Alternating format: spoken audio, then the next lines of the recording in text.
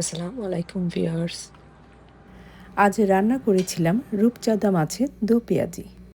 এটা খুবই মজার একটা মাছ। যেভাবেই রান্না করা হয় খেতে কিন্তু খুব মজার হয়। এই রূপচাঁদা মাছ আমি কিভাবে আজ রান্না করেছি তাই আজ শেয়ার করব। ইনশাল্লাহ ভালো লাগবে। মাছ দো পেঁয়াজি করার জন্য একটি রূপচাঁদা মাছ নিয়েছি এবং খুব ভালোভাবে কেটে বেছে ধুয়ে নিয়েছি। একটু আস্ত মাছ দো পেঁয়াজি করব, সেই জন্য ছুরি দিয়ে মাছের দুই পাশের একটু ডিপ করে চিড়ে দিয়েছি যেন মেরিনেট ও রান্না করার সময় মশলাটা খুব ভালোভাবে ঢুকে যায়। এবার একটি কিচেন টাওয়েল দিয়ে মাছের এক্সট্রা পানিগুলো মুছে নেব।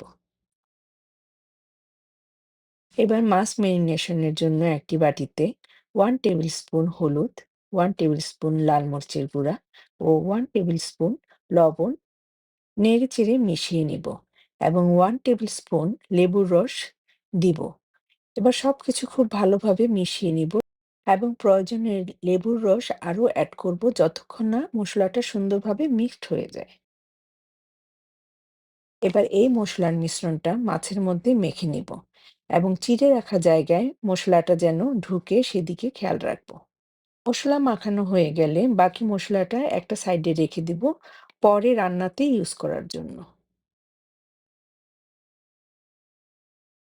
এবার চুলার হিটটা হাইতে রেখে একটি প্যান বসিয়ে দিয়েছি।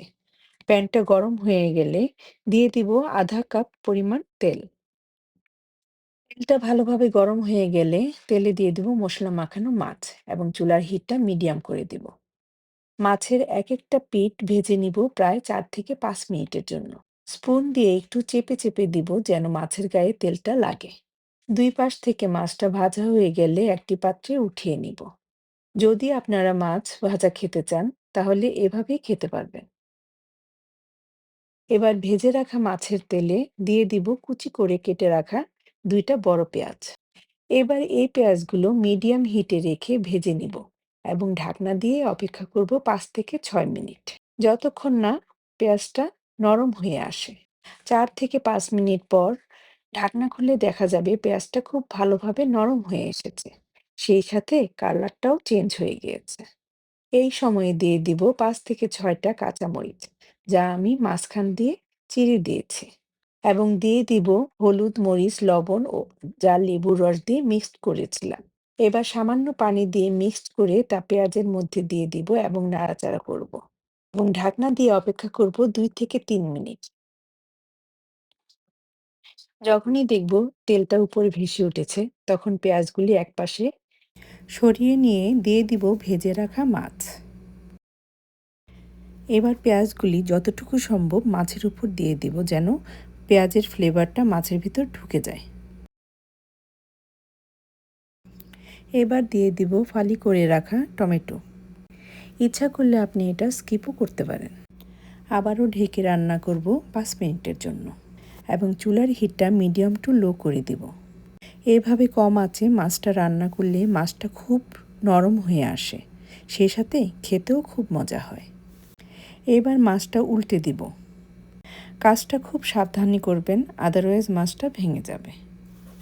আবারও একটু নাড়াচাড়া করে ঢাকনা দিয়ে অপেক্ষা করব ঠিক 5 মিনিট। 5 মিনিট পর দিয়ে দিব ধনেপাতা কুচি এবং চুলাটা বন্ধ করে দিব এবং নামিয়ে নিব। তৈরি হয়ে গেল রূপচাঁদা মাছের দো পেঁয়াজি। আর এই রূপচাঁদা মাছের দো পেঁয়াজি গরম ভাতের সাথে খেতে কী যে মজার হয়, না খেলে বোঝার উপায়ই নেই। একবার হলেও রূপচাঁদা মাছের এই দো পেঁয়াজি তৈরি করুন ও পরিবারের সাথে শেয়ার ও এনজয় করুন। ভালো থাকুন, সুস্থ থাকুন, আমাদের জন্য দোয়া করবেন। আল্লাহ হাফেজ।